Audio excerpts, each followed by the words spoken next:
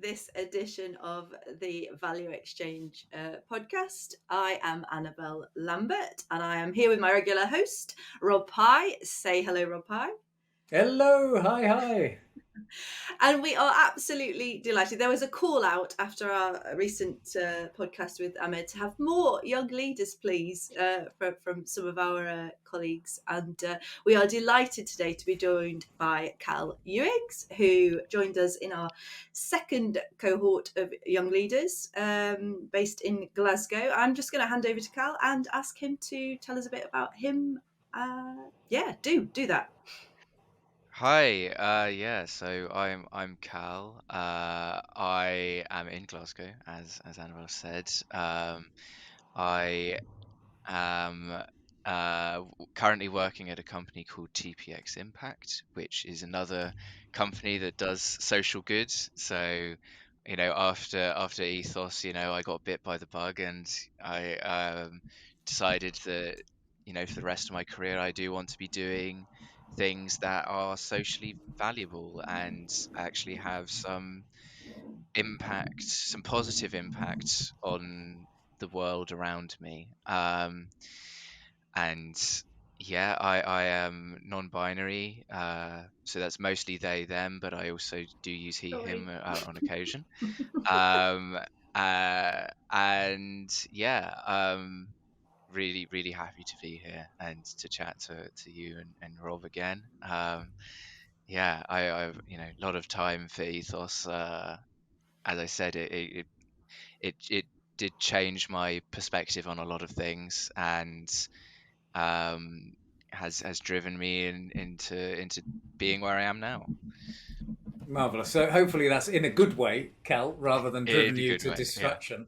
But so tell us a bit, or tell the audience a bit about your experience with young leaders. Yeah. Friendships. What you learned, what it was about, what the 6 months was, and then beyond the 6 months, because you stayed Yeah, with us beyond the 6 months. I did. Yeah, no. So, I mean, when I started, as many of the young leaders, well, all of them, we were all on universal credit. Um, this was due to The a pandemic, problem. that big virus that hit Yeah, everybody. that It's that like, that thing, the event, the before times. Is that what it's So known as now? The event. yeah, yeah, no, it's a Michelin Web There's a game in reference. the making, Carl, there. Yeah, well, yeah, maybe. But yeah, no. So I had a relatively good start to my career. I got out of university and immediately landed some work, and it was great. I was really enjoying that. Then the pandemic happens. I get made redundant along with a lot of other people. And I was faced with a bit of, okay, now what? So I moved up to Glasgow, found myself in and out of work that I wasn't really suited for, um, that impacted my mental health quite significantly. And then I saw, an advert for young leaders, Ethos, and it was work that I could do, and it was work that I thought, might actually make a difference, make some good change in the world. And I was lucky enough to be selected as part of that. And the experience from day one was of um, a really genuinely diverse group of people who had come from all different walks of life. Um, there was a lot of um, new experience for me in meeting people who had very different experiences growing up, who had been less fortunate than myself earlier in life, and still being able to bond with them and talk about similar interests and all of that. It was a really valuable experience for me. um, I did grow up in a good environment, and has a lot of opportunities in my life that I wouldn't have had if I'd been, born different. Um, but yeah, it was really good experience for me, and the work itself, being able to work on projects that were genuinely purposeful, youth charities, environmental charities, all these great initiatives. um, it really made me appreciate that work shouldn't just be a means to an end. Work can be, the delivery of the end. It doesn't have to be a chore, just like a 9 to 5. You can actually be passionate about what you're doing, which is something that, I think I'd lost during the event. um, Definitely something that I'd fallen out of touch with. And yeah, I mean, so yeah, I stayed on for the full 6 months, and I made a lot of good friends, and worked on some really interesting projects. And then after that, I decided to stay on. Sadly, I wasn't able to help as much as I wanted to, due to some uh, personal quandaries that came up during that period. And notably, one of my people in my family's, he started to get quite sick, and I also had some things going on in my personal life that meant that I had to sort of step back. But you know, I really valued the time that I spent with Ethos, and as I said, it opened the door for me to get into where I am now, and I'll forever be grateful for that. I think without that, I wouldn't have had the creds to be able to work where I am now. So yeah, But I think it's important to say that the feeling's mutual, and it's not yourself. It's all the young leaders. And we, yeah, before the call, we had a brief um, talk about diversity, neurodiversity, inclusivity. Um, you mentioned gender fluidity, but yes, there's young people, but the learning that we had to go through, we thought we were okay, as an organisation, we thought we were fairly inclusive, but we learned at least as much as our young leaders, and there were 65 people that we recruited over the pandemic. yeah, Um, we kind of, I guess, we realised that there's no amount of learning that will ever be enough in how to sort of change personally. But a lot of what we're doing under the banner of social value is working with individuals and organizations and helping them improve their capability when it comes to things like social, environmental. And it's often you don't really know where you are unless you start thinking about these things. Do you absolutely. have any personal learnings for old people, for young people, for diverse people about how we all should be learning together? What should we be doing practically when it sort of comes to, I'm a big company, I'm a small one. What Yeah. do you think intuitively that we should be doing? I So I think the biggest thing that as a society, not just companies, not just in an individual, what a lot of people forget is the first step is always listening. um it's not, you know it's all well and good you saying, oh, I want to be more inclusive, I want to do this, I want to do that.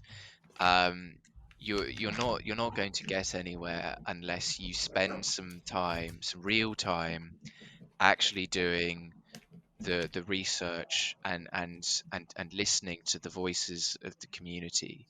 um I It may, think it may seem like a simple it interruption, does. but Yeah. how do you listen? How, How you do know, you because you've listen? got Yeah. staff, you've got customers, you've Yeah. got shareholders, and a lot of them, you know, might be reinforcing cognitive biases that Yeah. you have. I think it's like one of the hardest things. How do you listen? We listened Yeah. because 65 young people trampled through our door, and there was this cacophony of, like, Yeah. you know, and we gave everybody permission, and you Gnashing of couldn't teeth. help Yeah. but listen. But Yeah. most companies, you know, don't have the luxury that, you know, we couldn't Absolutely. not hear because there were so many of you speaking so loudly all the time.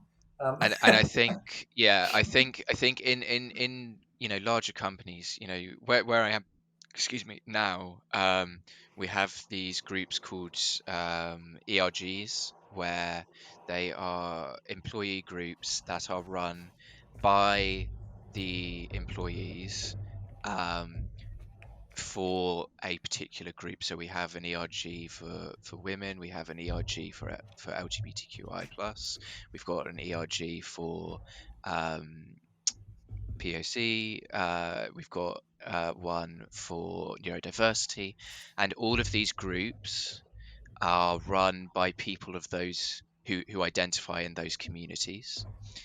And then what those groups then do is they feed back to the rest of the company with any learnings, any teachings. Right now in the neurodiversity one in particular, we're currently trying to figure out a way of um, you know sort of like a guide to me kind of thing, where we can maximize the comfort of neurodiverse people in their teams, of their ways of working, what works well for them, what doesn't, and um, really sort of making all of our teams as accessible and as accepting as possible. One of the big things that TPX likes to do is making sure that other people's stuff is accessible. Yeah, other people's websites are accessible, whatever else. But if we're not actually practicing that, then what's the point? We're just selling. So having those groups internally and having them actually run by the people who identify as those communities, that's the best way that I can think of that companies can uh, listen to, because then you have those groups of people internally, and they will be talking, and they will be feeding back on anything that they've seen that is either questionable, or stuff that they're doing is good, or what can be done to improve, and areas that they'd like to see investment in, all that good stuff. I think so if I'm a CEO of a large company and I wanted to do something about it, I would put out a call for people who identify in all these different spaces, and ask them to come together as collectives and up manage, basically. One of the core tenets of agile lean stuff, which is really good practice for business in general, is to up manage, and to and if you want to improve your culture, then get the people who are part of that culture to kick your butt. So I'm Yeah. going to sort of move not to same subject, but Yeah. it's a difficult question here. And over the years, we're huge fans of this bottom up, where you get a Hmm. circle, where you get a group, where you get a Yeah. team of people who want to do comms or don't want to do anything, within a community of practice around an area. One of the contentions is this sort of top down meets bottom up, Hmm. and when you think about the way that work is manufactured, work is designed, we tend to have an attitude of cookie cutter. So we will stamp out something that says, I am a shelf stacker, I'm a graphic designer, and we go, here's your work. It's like 9 to 5, it's this to that, and then the contact with bottom up, it can be quite strained. If you have a physical disability getting to work, if you have an interest in not being with people to do that type of work, or being with people to do that, but whatever those interest groups are. And the business case, which I'm asking you this because I know you experience in different companies and what you've done in Ethos on that. The business case for how, you talked about having a group or a circle and a guide to me. And the guide to me then somehow needs to be slotted into the Lego of how could we do work design. So the guide to me works with the guide to you, the organization. How you, okay, right, great, boom. Magic. And of course, in neurodiversity, we've got the rather well-trodden one about data science and autism. People kind of, just look at manufacturing. Oh, well, I get that. People could do that, and it's one almost drop in the ocean. It is a drop in the ocean. Yeah, because at the end of the day, we are all, neurodiverse in different ways. Ideally, therefore, every job should be manufactured uniquely for the talents of an individual. But good luck with that at the moment in the world. So how can we accommodate the sort of business case from diversity to the loads of chief execs tell me how difficult it is, even without treading the path of just being inclusive as a culture, as you've really well described. How do you do the business case? So I think that it's kind of twofold, really. And there's an organization, I don't know if you're aware of them, called Design and Art Direction. They're like they're like sort of the Cannes for design projects. They nurture young designers, and they give out awards for best practice design pieces in industry. And one of their core tenets is diversity drives creativity, and I think that's incredibly true. I think that the more diverse a workplace is, the more experiences you have, the more innovative and the more successful your business will be. I think if you have a homogenized, everyone is white cis guy, then you're only ever going to get one way of doing things. Realistically, you're only going to get one perspective, within reason. There's other economic factors and all the upbringing, etc. But there'll be some diversity in that group, but if you expand that to be more diverse, the more diverse you get, the more some women, maybe. Some women, some people of color, queer folk, like myself. The more experiences you have, the more varied your backgrounds are, you will have different ways of thinking about things, and those different ways of thinking about things aren't a hindrance, they are always a benefit. Different perspectives are what drive change. And if you want to just keep stagnating as a business, then sure, just keep your what you've got at the moment. But you should always be aiming for innovation, otherwise your business will eventually stagnate and you will run out of steam, and that's not a very good business case, in my opinion. And again, interruption, but that message, your message there will resonate with loads of chief execs, loads of everybody. Nobody will disagree with that. And yet the fear of taking the step, the fear of creativity, the fear of the unknown, I would suggest, based on my experience of talking to people, that it's a really big barrier. Oh, we'd love to do that, but we just can't get the business case to work. It just doesn't work in 99% of the jobs that we have at the moment. Unfortunately, we tried it; it didn't work. You know, I think, and on that, like, we tried it, it didn't work, or we tried it and there's like not capacity. I on the side I run like a small little event thing in Glasgow where we run a game jam, and we, in our last one we got about 30 people, which is really great for our second year. But of those 30 people, I think it was either two or three were women in and this is in the tech space, and it's a real problem. And I think the only way to sort of change that is investing at the early stages, investing in schools and universities to have, to better improve, that split, because, you know, it, there needs to be more opportunity at the base.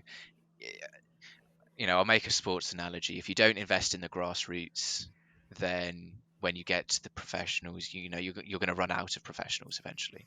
That's just how that will other work. than that Chelsea T-shirt I see you hiding in there, that was really good. It was all going very well.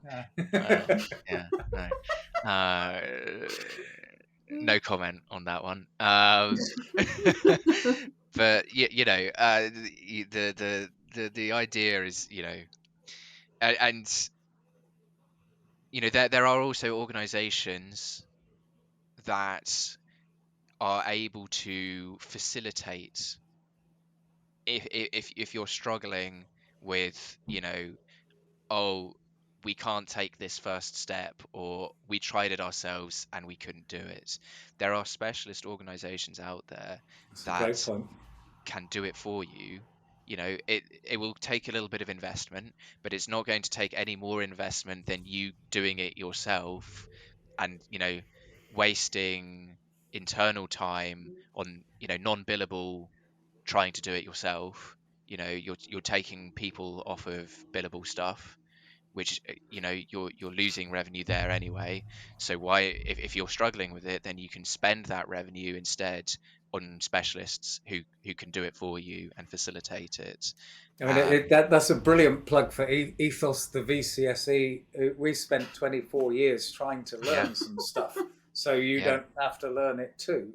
exactly. Yeah, You see time and time again. Oh, I've solved that problem because I've recruited somebody into that space, and then they're dropped into a culture that there's a big gap, and it's really difficult for them to close the gap or even see the gap. yeah, But Once yet you're in there's it, it's so yeah. many VCSE charity, mission oriented, purpose oriented organizations who do it for yeah, needy, for exactly. disadvantaged, for different communities. Yeah, And it's that link between business and the VCSE yeah, and government is really not very strong. Um, yeah, it's true. Yeah, yeah. No, I mean, because yeah, yeah. that's Wonderful point. sadly. Annabelle, going over to you for Oh, cow I knew you'd do interrogation. this. Go on. You stole all my questions, and now I have to think of some more. Nedra. So, I mean, we've talked. Where I was, what I wanted to know was what your thoughts were on, the cacophony of how Young Leaders was, Yes. and Rob's point that we couldn't help but listen because it was, Yeah. the permission to be and exist and talk Yeah. is very strong.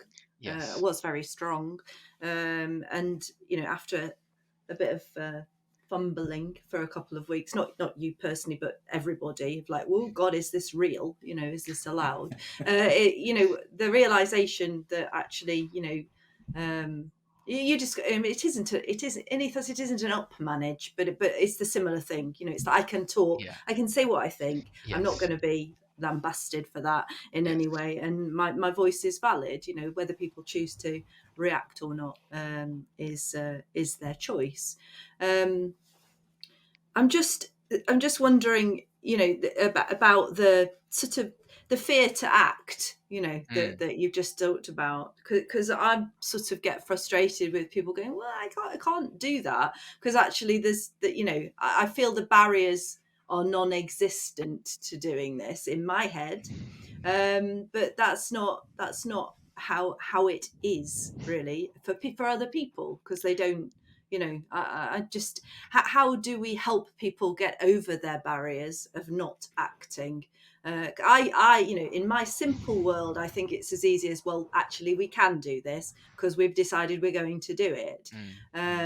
But business in particular isn't like that. Yeah. I feel But maybe government's a bit more malleable, but and TPX Impact is an organisation from the get-go that was kind of looking to embed social impact in its Yes. behaviours. I Yeah. remember the founding days, Neil, the IPO, so tracked it quite closely because of that. But most organisations don't start from social impact. They kind of like, Absolutely. we've been a business, Cadbury's, for years. This is what we've Yeah. done.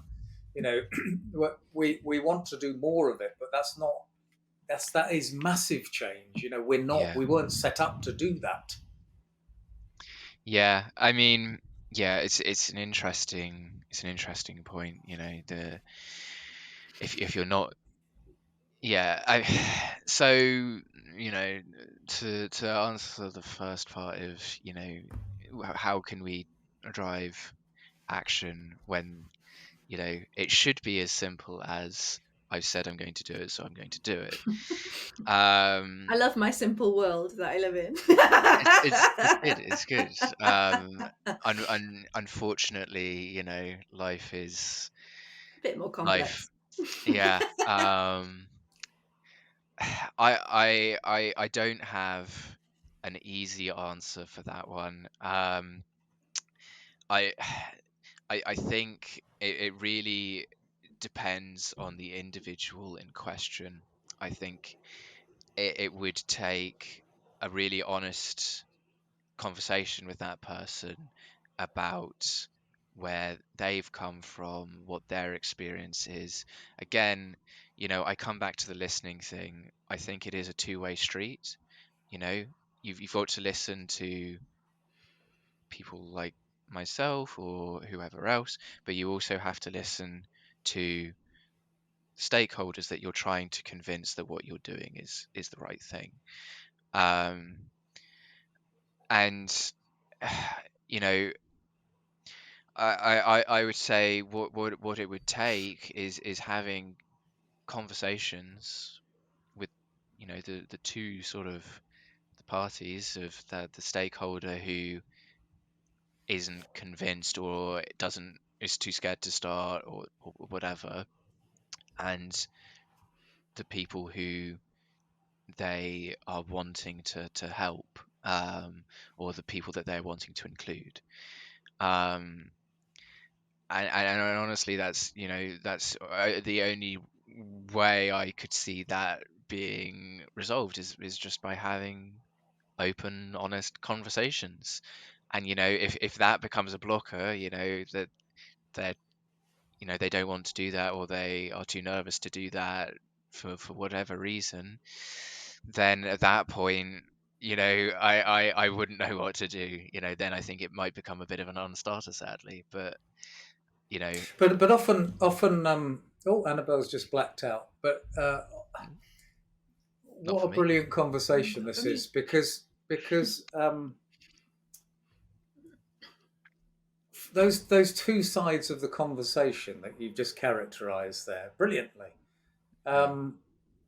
It can be both shouting at each other or not, or both not talking to each other at all, with a bit of a gap in the communication, in that rather like a sort of parent and child, we're having a teenage moment. It's just like, everything you say is stupid kind of thing to mum and dad. Yeah, we'd hope it wasn't like that, though, wouldn't No, we? I also think it's a really, so I think honestly, like, social media has really not helped with that kind of discourse, in that, you say they're just shouting at each other.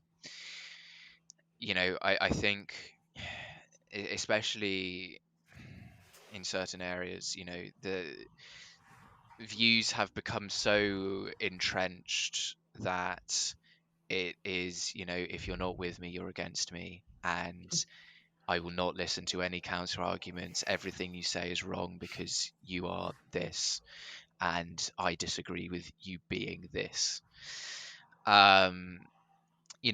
Which I did philosophy. That's a very classic example of othering. You are turning the other person into something other than human. You are characterizing them as a characteristic, not a person. They are now a trans person. They are not a person, they are trans. That's the argument you're making by saying I'm not listening to you because you're trans. You're saying you're not a person. And which is absolutely like the which is the problem. And the only real way to combat that is to have conversations where you do listen. But social media, I don't think there's the capacity to do that, because you lose a lot of nuance when you're just typing. You also have the safety of you're behind a screen.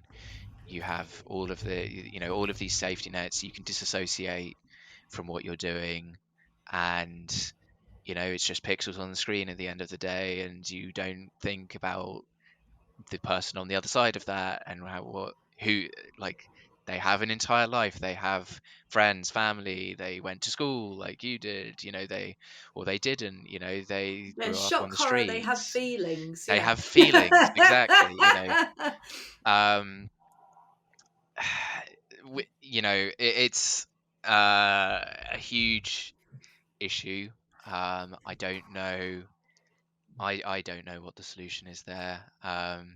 As But one of the things I think we did well in Young Leaders that Value Exchange yes, attempts value to exchange is do excellent. Yeah, is to build trust. And yeah, and so one of the first things we start with is trying to hand out permission, or trying to yeah, enable Yeah. permission. Look, you have permission to speak, and yeah, both ends of the telescope. The people that have dished out, who have power, who have authority, responsibilities in organizations, they have the same issue. It's kind of like, well, we do this, but they don't do it from a perspective of being listened to, of having personal stake in that listening conversation that you've articulated brilliantly. And if whatever medium, whether social media, which I agree with the issues there, but equally in organisations where people feel that they are their role, not an individual, and do they have permission to bring about, I'm sorry, I need to look after my cat today, yeah, because my cat is actually a very important thing to me, or my dog, or whatever. yeah. And it's an excellent point. When in a lot of companies, you are defined by your role. And again, that is another example of othering. You are reduced to your role. You're not a person anymore. You are a commodity that is part of the business that has X deliverables. You are the cog in the machine. And I think today's, not to get too political, but capitalism today is very much, you are a commodity, and by restricting your employee to being just a role in your company, you are effectively, you know suppressing them into just being that role. Dehumanizing. Yeah. Dehumanize, exactly. That Mm. is exactly what othering is dehumanizing. I think, value exchange is a fantastic method of getting around that.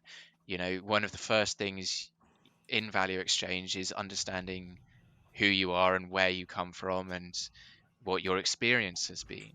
And that's something that a lot of companies, they don't care about. They just want your job history, what other roles you've done, what achievements you've had in business terms, and that's it.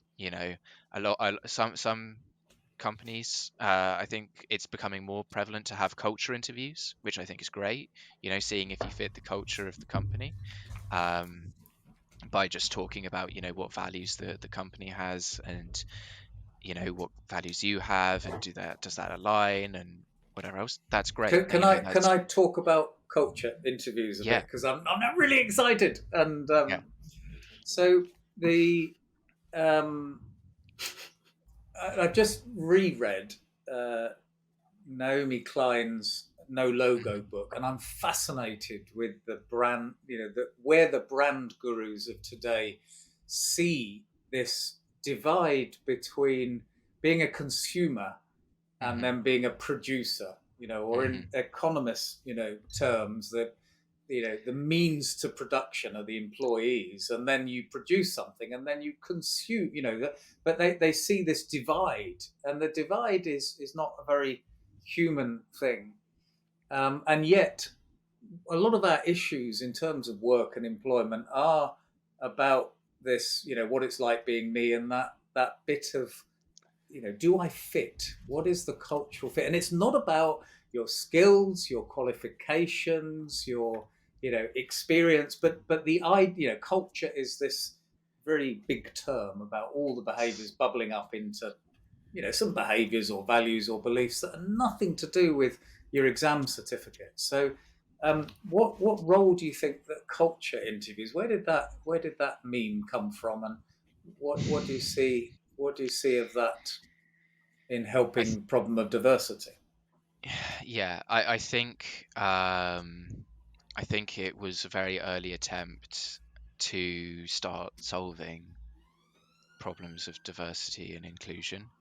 I think that um, a lot of companies do it just to do it, and it doesn't really mean anything, which obviously is intensely problematic.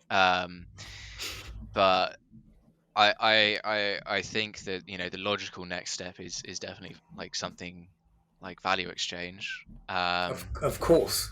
Yeah. Um, We'll pay no, later. be, being genuinely serious. Like when I joined where I am now, I we did have very frank conversations about who I am, what I was interested in, and what makes me me, and how that can fit, how I can get the most out of my experience there, not just how they can get the best out of me, but how I can get the best out of them. And that forward thinking uh, should be applied to every culture interview. They ask the question of, do you have any questions for us? I think that isn't necessarily the right question. I think it should be more, what do you want out of this role, or what do you want to get out of this experience?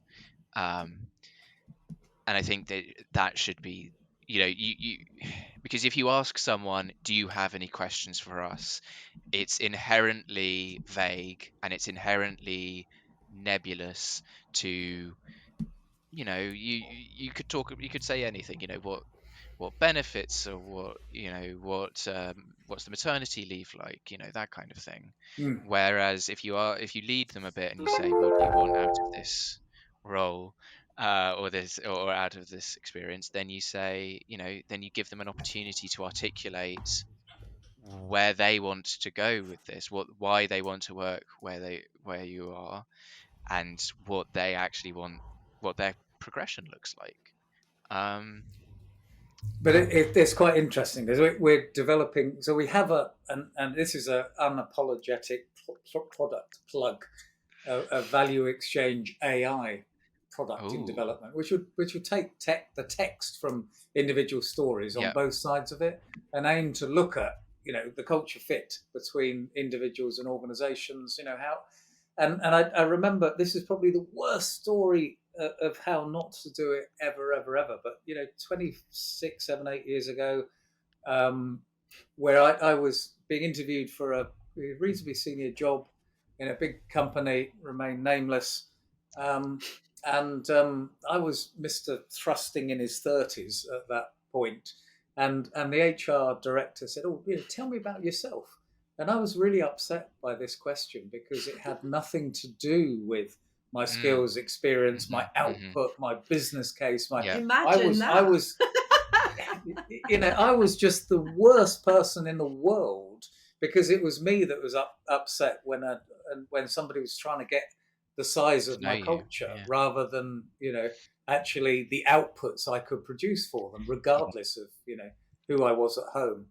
And so the sort of this listening project that we're sort of Mhm. talking about here is it's everybody to kind of be sold, if you like, on the who are you really. And recruitment shouldn't be what do I want out of a company, as in I'm just going to say anything to get this job, because the metaphor you're running is a competition where there's a winner and the winner Yeah. gets the job, as opposed to the people who are the best fit for the role, rather than winning. Rather than, oh, somebody won, it's like, well, I hired 16 to this position because Yeah. I found 16. I had a need, and the way Yeah. the best culture fit in the market at that point was 16 people coming in and working Wednesdays.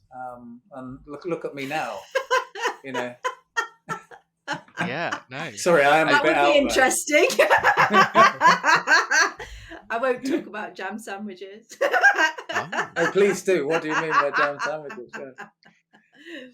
No, That's just really brilliant. yeah. No, Go on, Annabelle. no, just the jam sandwich story. If you haven't heard it, Carl, is about it's because when you listen, then you have to respond. You don't have to Yes. do what that person says, but you do have to respond. Yeah. And so, Absolutely. I use this strange story that came into my head once. Like, just because Bob over there says he would like jam sandwiches every Uh-huh. Thursday at the canteen Mm. doesn't mean you have to have jam sandwiches. But if you then find out that everybody would really like jam sandwiches at the canteen on Wednesdays, when these 16 people Rob's just recruited Sure.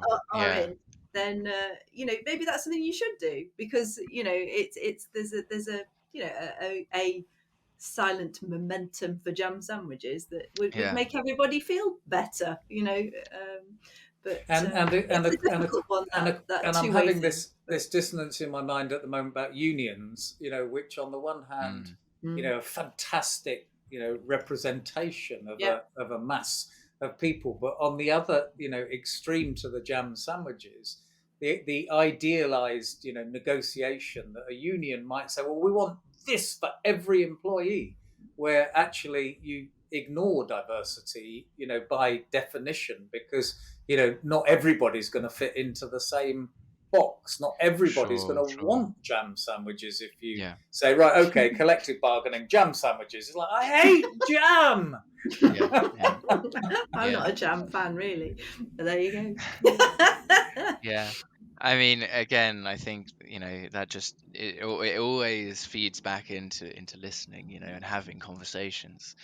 It's the only way that any progress ever gets made is by talking about it, and actually listening rather than just shouting at each other. I think you go on a journey, don't you, of the problem is, as you described earlier, is we seem to have found things are black and white, and Mm. as Tony would say, shout out for Tony, is they never are. They're always Yeah. grey. And it's Yeah. just finding your alignment in that space, and you only find that by talking, and you'll Yeah. talk and you'll talk again, and of course you have to at some point put a stake in the ground and go, okay, right, I'm happy or I'm not happy, but Yeah. that's the decision, isn't it, that you make. And there's no Yeah. this constant require for combat is quite stressing. You know, we Yes. don't you know, we do not need combat all the time. You know, we can disagree on things and move forward. You know, it's possible, folks. It is. And, It is. and one incredible thing, you know, shout out about this, you know, this show called The Value Exchange, is that everybody has a story, and people go, "Oh, I haven't got anything interesting to talk about." Oh. You know, actually, when you give people permission to you know, to really, what is it like being you? You know, what is it like being you? And that Yeah. the sort of listening project here is, and we sent, it's quite interesting. We sent out an email to a few people who we, you know, had on our database, and inviting, you know, said everybody's got a story, come on the show and talk. The response has been incredible. Actually, people, if you give them permission, they really do. You know, it's not like, oh, I'm a celebrity, I need to talk, Yeah. or I'm excluded, I need to, I'm rich, I'm poor, I'm, you know, I live in rural communities. It's like, Yeah. well, we all have stories, and I think that's one of the joys about doing this is listening to people's stories. So I mean, it's, you know, it's again interesting you say that, because you know, I am quite opinionated. I don't know if that has come through or not. But I very rarely actively participate in discourse online. You know, I read and I listen and I take all of it in, but I never really contribute myself. I don't speak a lot in communities, which, you know, is part of my own baggage with my neurodiversity and my yeah stuff. But you know, when like you said, like when you give someone permission, you know, I saw the email and I thought, yeah, like this is a good opportunity for me to actually say something, actually, you know, participate in the discussion rather than just being a passive observer. You know, you know, obviously doing the work that I'm doing now, that's part of my means of actively participating in the discussion, but by doing that kind of work. But you know, I don't usually put my own voice to it. I don't usually like do that kind of thing, this kind of thing. So yeah, being given the opportunity to actually do it was gratifying, and was you know, a really good, you know, I feel I feel better for having done it, for sure.